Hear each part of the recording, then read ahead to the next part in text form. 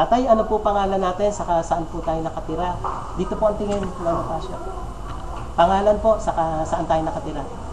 Ano po yung pangalan natin, tatay? Ang aking Pangalan po. pangalan, Opo. Pasio Estipona. Opo. Saan po tayo nakatira, Tatay Esteponia? 20 years. 20 years po kayong bingi. Oo, Yung address, hindi ako nakakarinig. opo, yung address natin muna, Tatay Yung Esteponia. address ko nung... Ngayon po, sa Lagro. Ano po yung Lagro. address? Doon po kayo nakatira. Ilang taon na po tayo? Ilang taon na po tayo, Tatay Esteponia? Ngayon, Edad po? 70. 70 po. Anyway, ano po yung karamdaman natin at sabi nga ni Nanay Esteponia, bingi po kayo since 1995. Paano, tatay, ngayon na nagugulat kami na sabi nyo nakakarinig na kayo? Ano po yung ipinapatak mo sa tenga? Yung IWAS. Aywas po. Ilan patak, tatay? Dalawang patak. Umaga po, meron. Tanghali, meron. Isa sa maga, Opo. isa sa tanghali, Opo. bago tumulog. So, 3 times a day. 3 beses. Nag-start po kayo magpatak ng tenga nitong pong March o February na. February. Yung pong kagandahan ng pandinig na nangyari po sa atin nitong March. Mga anong March date, nanay, lumalaman po? Middle ng March o katapusan ng March? Mga March 15, gitna po ng March. Paano nyo po tatay natanggap na kayo nakakarinig na ngayon na 20 years kayong bingi? Ano po ang masasabi nyo po? Ano po ang isip? Opo. Ng ano nito sa Panginoon Diyos na Opo. muling mabuksan na aking pandinig. Opo. At nakatuklas pati yung ATP ng gamot na sa lahat ng karamdaman ng tao. Opo. Papasalamat. Opo. Ikwentuhan nyo kung tatay, bingi po kayo. Ano po ang paghihirap nyo noon mula nung naging bingi kayo, tapos ngayon sabi nyo nakakarinig na kayo? Ang hindi nakakarinig talaga. Opo. So, natiis po ni Mrs. yan na bingi kayo. Hindi po kayo dinala sa ibang doktor o nagpagamot. Nadala po ba natin siya sa hospital? Nagpunta na kami ng HAU. Sige po, tatay, ikwento nyo po yung huling doktor na pinagpatingan nyo sa tenga nyo. Kasi gusto ko po malaman kung ano sabi po ng doktor. Ikwento nyo po sa amin. Yung gusto mo malaman. Opo, ano po sabi ng doktor nung bingi kayo? Yung wala naman sinabi sa akin nung Opo. kuwan. Meron po bang O gamot? basta nga ako niresitahan yan. Opo. Nagsabi lang nung nakuha ko yung resita. Opo. Yung pala nung primero, yung mata lang.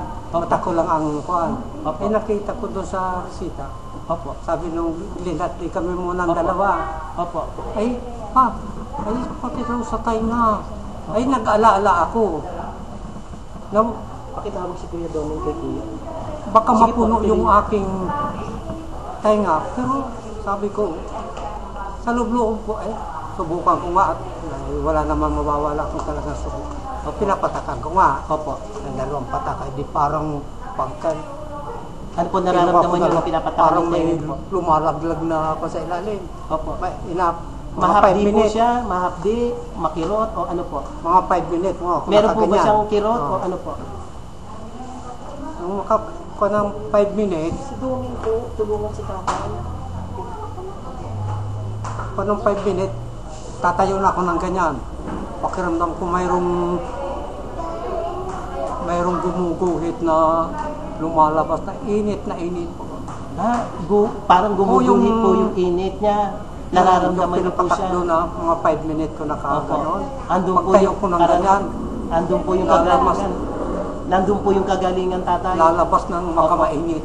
So maganda po yung naranasan niyo sa Yung lang ang pagbabago ako, sa tenga niyo po. Bago, minsan, unti-unti, di malayo ang radyo, TV sa amin.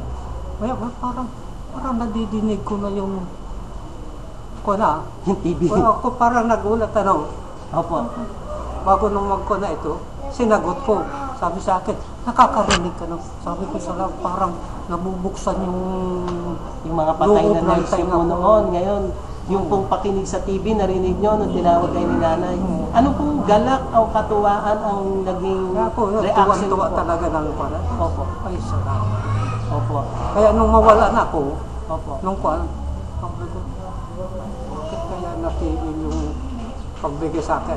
Ang diferensya, hindi ako makasama lagi. Opo. Anyway Sa natin, pamasahe, pangako naman namin po na tuloy-tuloy namin bibigay yung pampatak niyo sa tenga, saka yung mga food supplement. Siguro tatay, yung magandang balita na after 20 years ngayon, nakakarinig na kayo. I-share nyo naman po sa amin yung pasasalamat natin sa Panginoon. Sige tatay, mag-share po tayo ng pasalamat sa Panginoon po. Kaya sabi ko, kaya ang ginagawa ko ngayon, yung bigay sa akin na yung panahin, ang ginagawa ko na lang, 2 na lang, isang araw, Yung food 2 supplement. beses na lang. Opo. Natipid ko ba at gusto ko laging mahugasan. Pero kung pagka may... Sige tatay, pangako po namin na tuloy-tuloy yung eyewash nyo sa tenga nyo po. Tapos, yung magandang balitang yan, tatay, magpasalamat tayo sa Panginoon. Sige po, pasasalamat po sa Panginoon. Pasalamat po kayo. Ang maganda talaga ng... Opo, yung pasasalamat natin tatay sa Panginoon po. Oo, yung I-share niyo po sa amin. una, Panginoon mo lang ating Opo, hihingi tayo ng tulong na magandang. opo.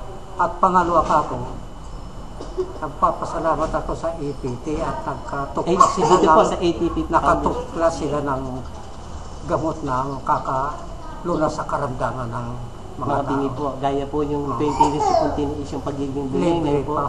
Ano po tatay? Maganda na pandinig niyo po. Libre pa. Libre po ang pinakamaganda. Pero yan po naman ang sinusukli nating biyaya sa Panginoon, yung pagtulong sa kapwa. Ilan na nanay na isasama niyo dito sa foundation, tatay? Mahigit 30 po na po yung sasama ni nanay. So, nandun naman po yung sinusukli natin na biyaya na binigay sa atin ni Lord. So, tatay Esteponia, maraming salamat po. Thank you po. Thank you po, tatay. Maraming